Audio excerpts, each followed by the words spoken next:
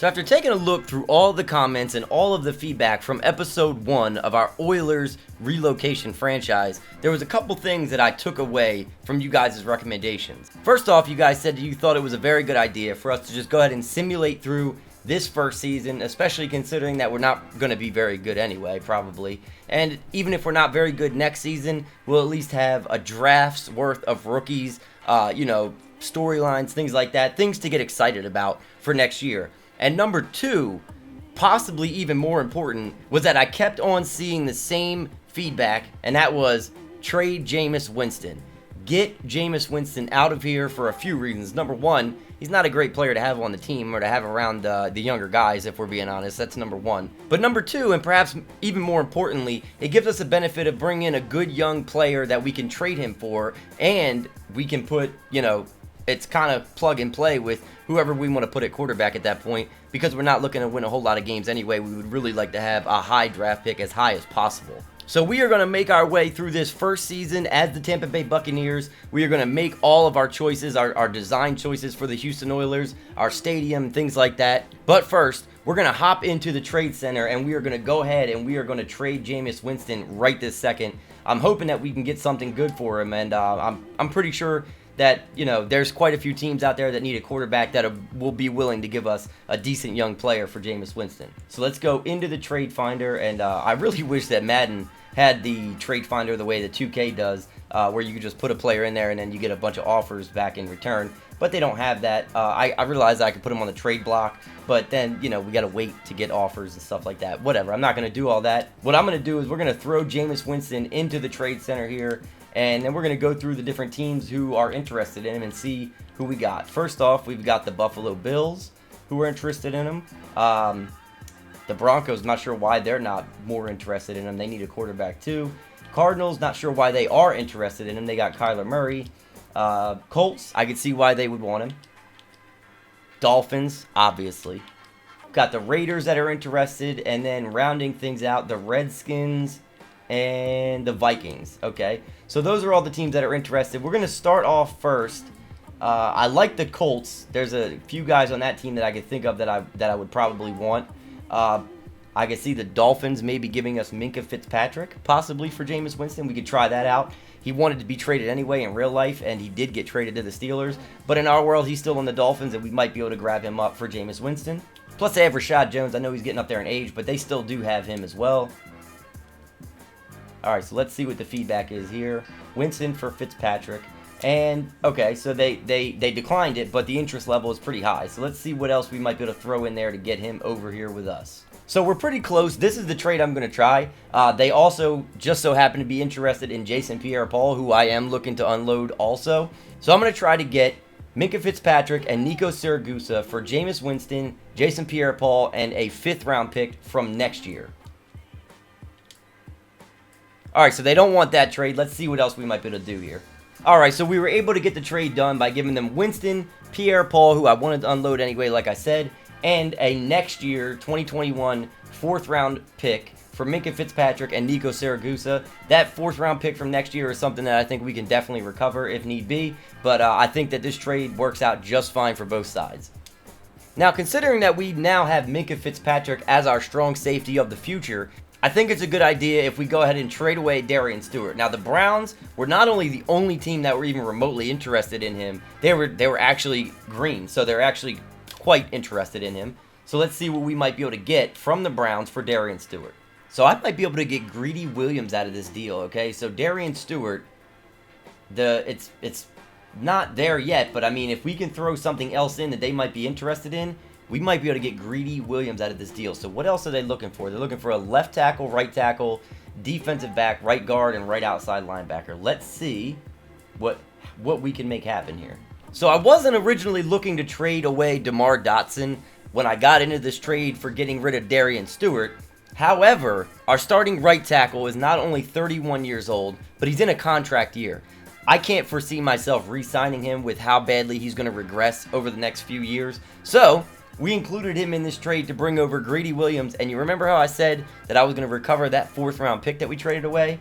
Well, yeah, I did that. Not only did I get a 4th-round pick back, but it's a 4th-round pick for this season, for this coming draft. So quite possibly my favorite defensive back from this past draft class. So I am seriously happy to have him on the squad now as well. So we really have upgraded our secondary with Minkah Fitzpatrick and Greedy Williams, and that was one of the areas where I really wanted to make the biggest changes. And then last but not least, we are definitely going to have to now pick up another quarterback to back up Blaine Gabbert, who is obviously going to be our starter for this season. But again, we don't really care about that because our goal is to get good draft picks. We're definitely going to be looking to draft a quarterback. I don't know exactly who it's going to be, who's still going to be on the board when we go to pick. I'm hoping that maybe we pick in like the top 3. But I don't know who's going to be on the board at that point, and I'm going to need you guys' help to tell me who I should be drafting with those picks. But we'll get to that when the time comes. For now, we need to get ourselves a backup quarterback. And looking over the free agents, obviously, nothing overwhelming. But I do see we got Jarrett Stidham here from Auburn. That wouldn't be a bad pickup. We can snipe him off of the Patriots practice squad. Honestly, after looking through the guys here, Stidham is not only the youngest, but I think he's probably the best fit for our team right now. He's a backup. I mean, what else can I say? He's a backup quarterback to a guy who should be a backup himself. So let's go ahead and sign him to the active roster. Do you want to sign this quarterback? Yes, we do. And so now we have Stidham coming off the bench, backing up Blaine Gabbert. I can't even say that with a straight face. So now before we start the process of simulating through this season, I want to give you guys a quick update, a quick look at the way the roster shaped up after we made the trades that we made. So of course, at quarterback, we are going to have the man Blaine Gabbert starting for us this season. I understand that is not an ideal situation, but again, I don't want to sound like a broken record, but we're not looking to win a whole lot of games anyway. And, who knows? Blaine Gabbert, maybe he can win us a couple, just by being Blaine Gabbert. At running back, nothing has changed. Still Peyton Barber, Andre Ellington, and Ronald Jones II. Wide receiver, Mike Evans, Godwin, Perryman, Watson, Hall, Miller, all the same guys. Tight end, O.J. Howard and Cam Brate. Of course, at D-tackle, one of the guys that I've said before that I'm probably the most excited about on the team, Vita Vea. At left outside linebacker, we'll have Carl Nassib starting for us. Levante David and Devin White will be our starters in the middle in our 3-4 defense. And then now that we got Jason Pierre-Paul up out of here, Shaq Barrett will be our starting right outside linebacker with Noah Spence behind him. And then in our drastically upgraded secondary, we've got Vernon Hargraves, Greedy Williams, Sean Murphy Bunting. So we've got some really good young defensive backs here. Carlton Davis III, MJ Stewart. And then, of course, at free safety, we got the boy Justin Evans out of Texas A&M. And then at strong safety, our boy Minkah Fitzpatrick, who we got from the Dolphins in exchange for Jameis Winston. So now it's finally time for us to hop in and start simulating some of these games. And during that time, when we're simulating, it's also going to give us the option to relocate our team, pick our stadium, pick our uniforms, pick our name, all that stuff. So no need to wait any longer. Let's go ahead and trade in those creamsicle uniforms for the nice white and powder blue of the Houston Oilers. Let's go to stadium here and make sure that it says, okay, you'll be notified when it's time to choose your new city. All right, good. Just want to make sure all that stuff's in order before we start simulating. Week 1, we've got the San Francisco 49ers. Let's see how we do. Are you kidding me? How did we... Bro, we won the game 38-15. What? Okay, hold on. All right. We're going to go through and we're going to look at the, the box scores and stats, stuff like that, after we've simmed a few games at a time. But I have to see how this game went and how we beat San Francisco. So Blaine Gabbert threw for 230 yards in this game with 4 touchdowns and 1 interception. He was sacked 4 times. Peyton Barber rushed the ball 19 times for 83 yards at a 4.4 average, and he scored a touchdown as well. On the receiving end, it was Chris Godwin shining with 8 receptions, 88 yards, 2 touchdowns. Mike Evans had no touchdowns but 2 receptions for 40 yards. And then our boy Cam Brate with 4 receptions, 29 yards. He also had 2 touchdowns. Look at Minkah Fitzpatrick already paying off, man. 1 interception, 34-yard return. Love to see that. You love to see that. All right, so we're 1-0. I mean, things aren't going according to plan so far, but it doesn't matter. Let's continue on with this season. Keep simulating through. So here we find ourselves in week 4. It is now time to relocate the team. We're going to choose the city that we're going to be going to.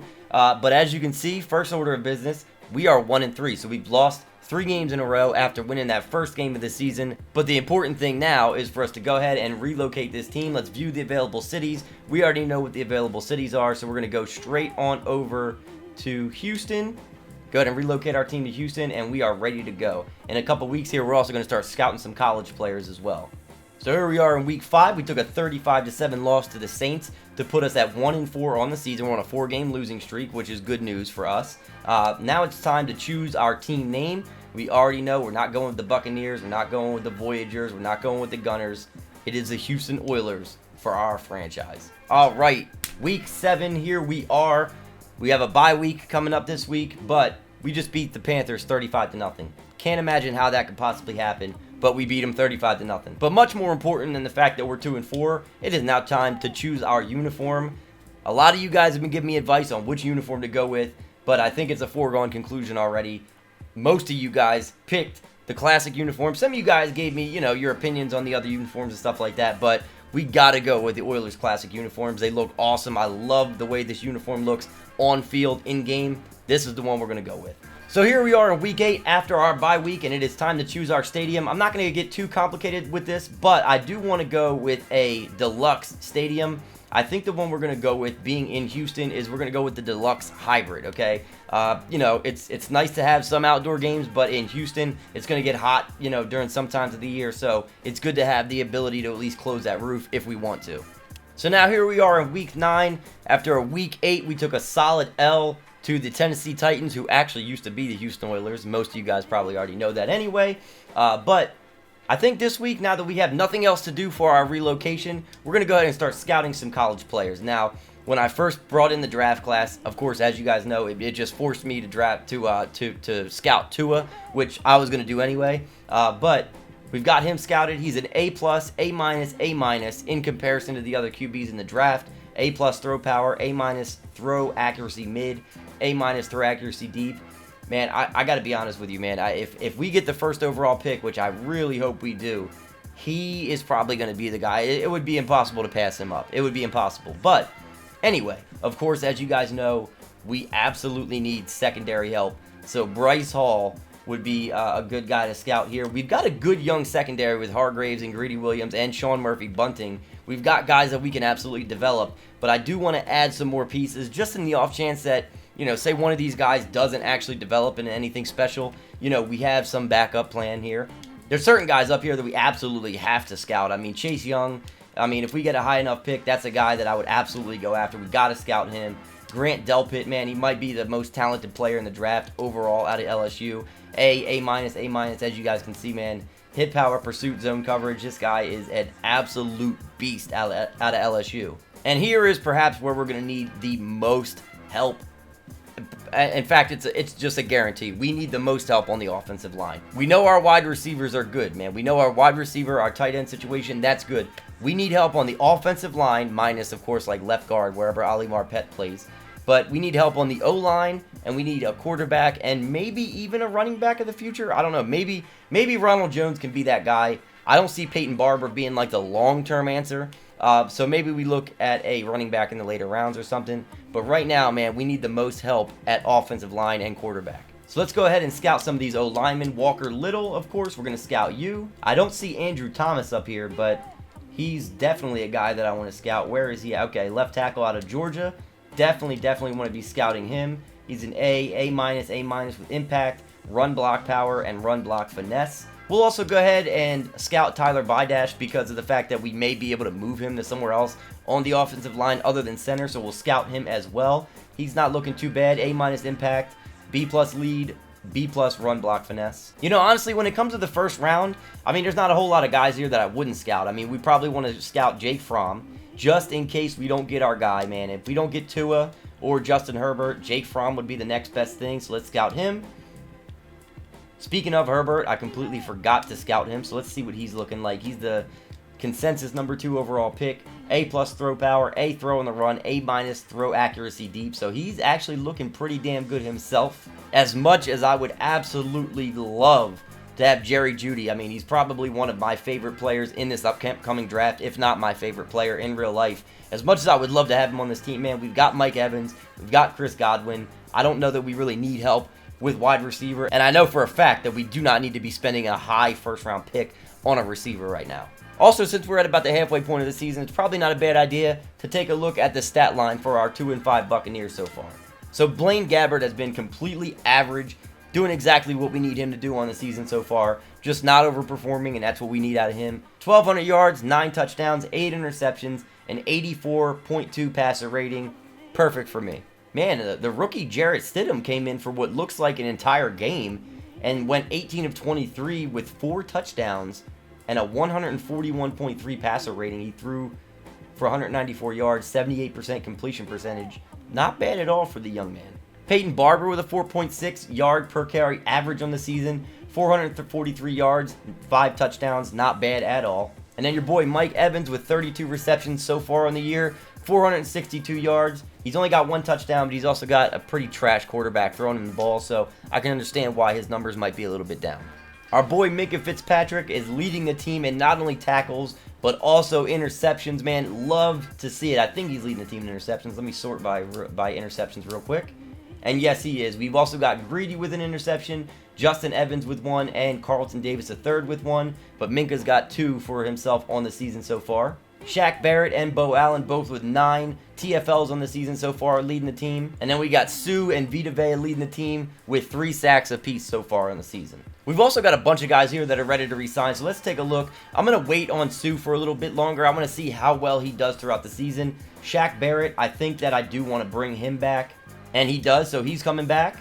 Peyton Barber, I'll also wait a little bit on him to see how he does for the rest of the season. But Carl Nassib, he's already looking pretty good this year so far. Want to see if we can bring him back on a good deal. So he decides to sign with us.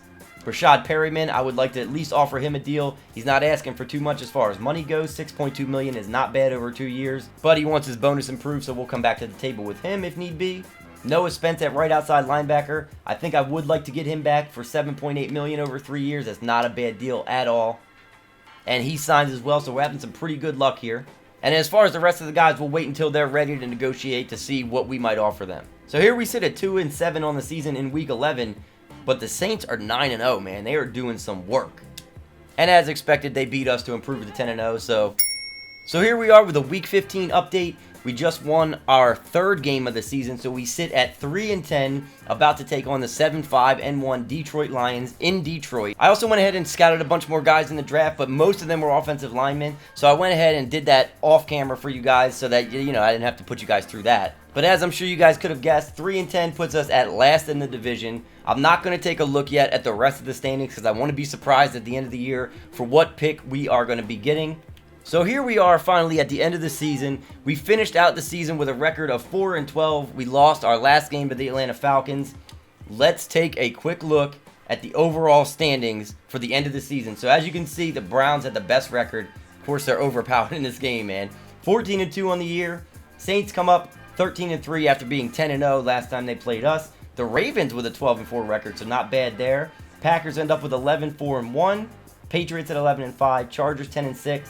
Chiefs 10-6, Panthers, Cowboys, Bears, and Bengals all 10-6, and then the Seahawks at 9-7.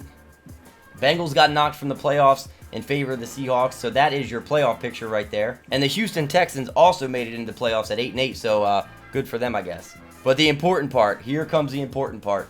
Did we end up as the last place team at 4-12? Let's take a look.